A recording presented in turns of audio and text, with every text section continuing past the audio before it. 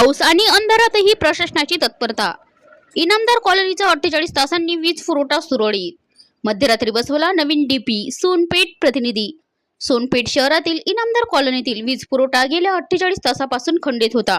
Transformer जळल्याने सुमारे 200 हून अधिक घरांचा वीज पुरवठा ठप्प झाला होता। नागरिक हैराण झाले असताना लोकप्रतिनिधीच्या तातडीने पुढाकारामुळे मध्यरात्री हा प्रश्न निकाली लागला। रात्री 12 वाजता युद्ध पातळीवर काम। घटनेची माहिती मिळताच माननीय नगराध्यक्ष चंद्रकांत राठोड यांच्या मार्गदर्शनानुसार उपनगराध्यक्ष निलेश भैया राठोड यांनी तातडीने नवीन डीपी उपलब्ध करून दिला। जोराचा पाऊस सुरू असतानाही वेळ न दवडता क्रेन बोलावून जुना जळलेला ट्रान्सफॉर्मर काढण्यात आला आणि जागीच नवा डीपी बसवण्यात आला। यामुळे मध्यरात्री 1 वाजताच्या सुमारास कॉलनीतील वीज पुन्हा सुरू झाली। लोकसहभाग आणि प्रशासनाचा समन्वय। या कामादरम्यान नगरसेवक नजीरभाई तसेच इनामदार कॉलनीतील नागरिक मोठ्या संख्येने उपस्थित होते।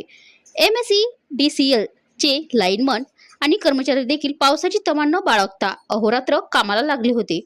यावेळी बोलताना निलेश भैया राठोड म्हणाले, नागरिकांच्या अडचणीच्या वेळी प्रशासनाने खंबीरपणे उभे राहिले पाहिजे। रात्री असो वा दिवस नागरिकांना मूलभूत सुविधा देणे हीच आमची प्राथमिकता आहे।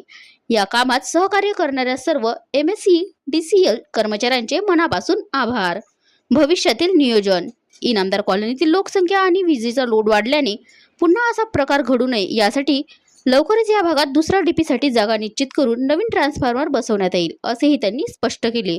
नवा डीपी बसवल्याने नागरिकांचा सुटकेचा निश्वास सोडला असून नगर परिषदेने यावर तत्पर कामगिरीचे सर्वांनी कौतुक केले आहे।